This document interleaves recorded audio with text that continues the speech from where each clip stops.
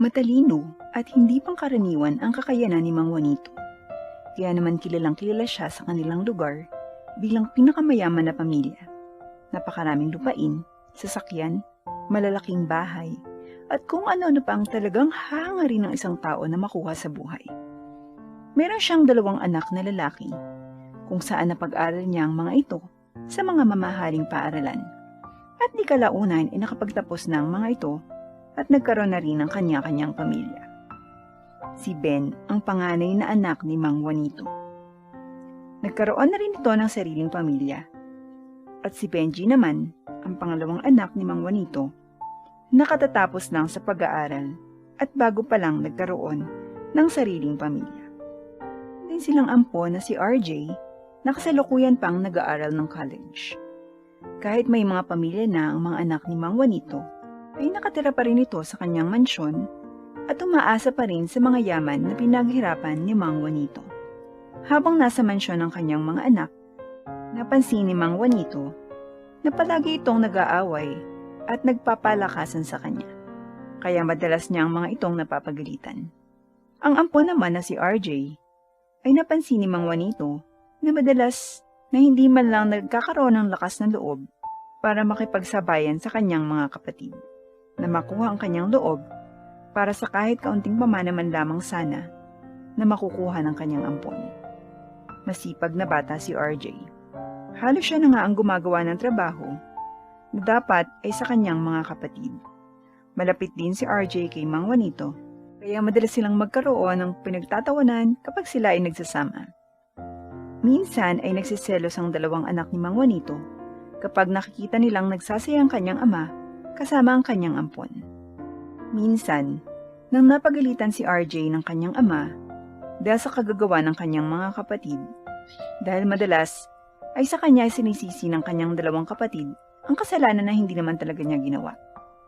Pero madalas ay nananahimik na lang si RJ dahil nga madalas siyang pinagsasabihan na wala siyang karapatang magyabang-yabangan sa bahay dahil nga sa siya ay isa lamang ampon. Isang araw, kakarating lamang ni Mang Juanito galing sa kanyang trabaho at medyo pagod ito, kaya't inunat-unat nito ang kanyang mga balikat. Nakita ito ng kanyang 2 anak at ng ampon na si RJ. Maya-maya pa, ay nagsabi si Mang Juanito sa kanyang yaya na timplahan siya ng maiinom na kape.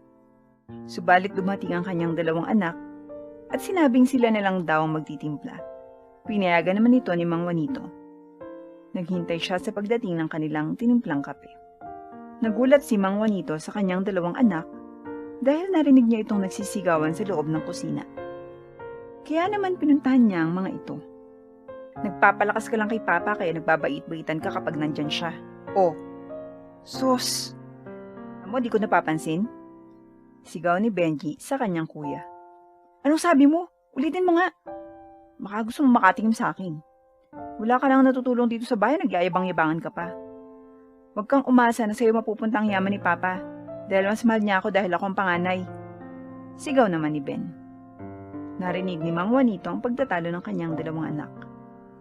Tumigil nga kayong 2. Pati ba naman sa pagtimpla ng kape nag-aaway pa kayong 2? Kung ganyan naman, wag na lang. Si RJ na lang magtitimpla ng kape para sa akin. Mas maganda na yun kasi wala siyang nakakaaway at wala kang maririnig na nagsisigawan. Hindi kagaya yung 2. Sambit ni Mang Juanito. Tinawag ni Mang Juanito si RJ para ipagtimpla siya ng kape. RJ, anak, ipagtimpla mo nga ako ng kape. Nang makita ito ng 2 anak ni Mang Juanito, ay nagalit ang mga ito. Hoy, ampon, huwag kang sumali dito. Mana ang pinagtatalunan dito kayo, umalis ka dito. Sigaw ng panganay na anak na si Ben. Pa, hindi niyo ba napapansin? Nagbabait-baitan lang yan sa inyo para may makain at may matirahan na magandang bahay.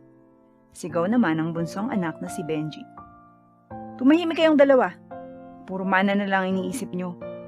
RJ, ipagtimpla mo nga ako ng kape at dalhin mo dun sa labas. Hintayin kita doon habang nagpapahangin ako. Liwanag? Opo pa. Magalang na sagot ni RJ sa ipinag-uutos ng kanyang ama. Habang naghihintay si Mang Juanito sa labas ng bahay, ay narinig niyang sumisigaw si RJ na parang humihingi ng tulong, kaya agad niya itong pinuntahan. Nagulat siya sa nakitang pinagtulungan nitong gulpihin ang kanyang dalawang anak. "Tumigil kayong dalawa!" sigaw ni Mang Juanito. "Kapag ginawa niyo pa ang dalawa ito ulit, papalayasin ko na kayo." Hindi maisip ni Mang Juanito kung anong nangyayari sa kanyang mga anak, gayong buhay pa nga siya, pinagtatalunan ng kanyang mga yaman. Kaya naisip ni Mang Juanito na kailangan niyang gumawa ng paraan para maayos ito. Isang gabi, habang nagpapahinga si Mang Juanito sa labas ng kanilang bahay, naisip niya na papunta na siya sa katandaan at kinakailangan na niyang malaman kung sino sa dalawang magkapatid ang dapat niyang pag-iwanan ng kanyang yamang pinaghirapan. Kaya naman, nag-isip siya ng paraan na magsasabi sa kanya at magpapatunay kung kanino dapat mapunta ang mga ito. Kinabukasan, habang may kinakausap si Mang Juanito sa telepono, ay nagpanggap siyang na-stroke. At sa takot ng dalawang anak, ay sinugod siya sa ospital. Ang hindi alam ng kanyang dalawang anak at ng ampon na si RJ, ay kinausap ni Mang Juanito ang doktor na ipalabas na siya ay na-stroke, kahit ang totoo naman ay wala siyang sakit na nararamdaman. Nagulat ang kanyang dalawang anak sa sinabi ng doktor na na-stroke nga ang kanilang ama. Nang makauwi sila sa kanilang bahay, ay may dumating na isang tao na palihim rin kinakausap si Mang Juanito. "Tao po, tao po, magandang araw po sa inyo," sagot ng bisita sa dalawang anak ni Mang Juanito. "Ako nga pala si Mr. Montemayor at dala-dala ko po ang mga papeles na magpapatunay na kukunin na ng may-ari ang bahay na ito sa inyo." "Ha?" Laking gulat ng magkapatid. "Anong pinagsasabi mo? Sa amin ang bahay na to. Sa tatay namin to." "Ah, pasensya na po mga sir ha. Pero sinangla po ng ama nyo ang lahat ng kanyang lupain, ang kanyang mga yaman, at maging ang mansyong ito, bago pa man siya ma-stroke. Kaya bukas na bukas po, ay kailangan niyo nang umalis dito." Nagulat ang magkapatid sa sinabi ng lalaking iyon. "Paano ngayon pinapalis tayo sa bahay na to? Kailangan na nating magkanya-kanya." "Kuya, sa'yo na lang muna titira si Papa ha. Medyo wala pa kasi ako napupundar eh. At medyo nagsisimula pa lang kasamang pamilya ko." Sagot ng bunsong anak na si Benji. "Sige, pero pagtatrabahuin ko pa rin sa bahay. Kailangan namang maghapon lang yung nakaupo sa wheelchair. Tapos kakain na lang kapag may sinaing na. Ano siya?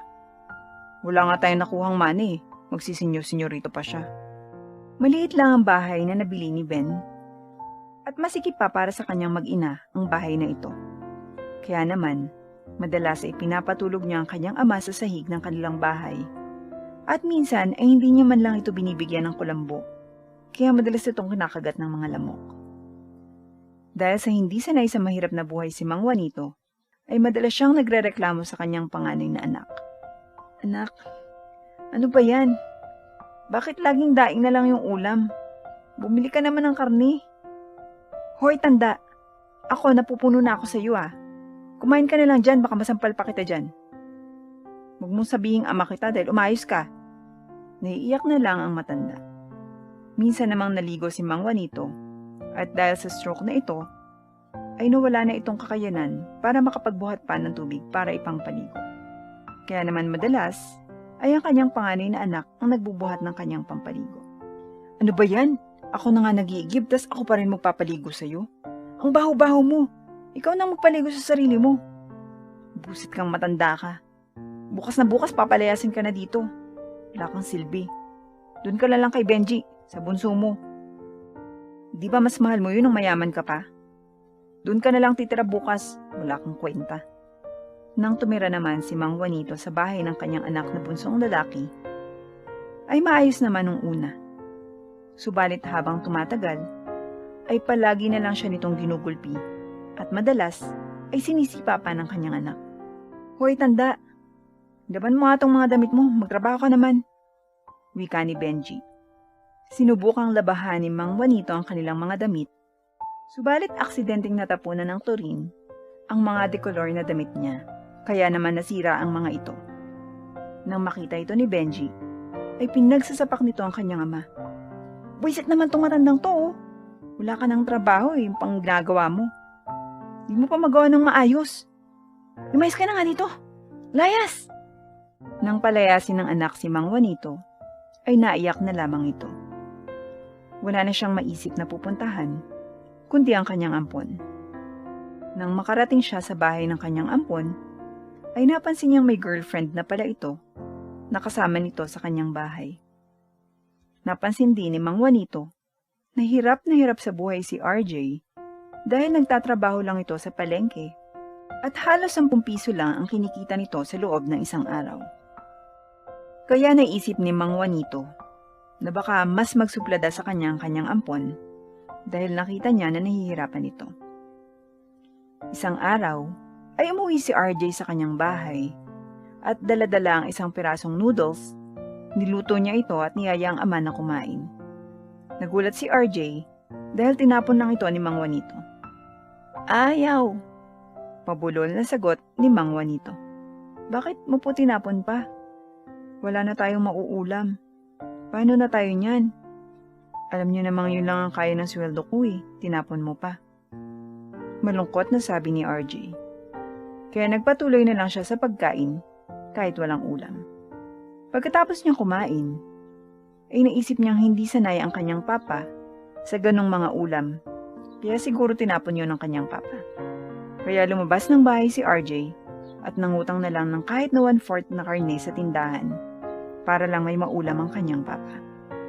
Kinabukasan, ay niyaya ni RJ ang kanyang girlfriend na mag-date.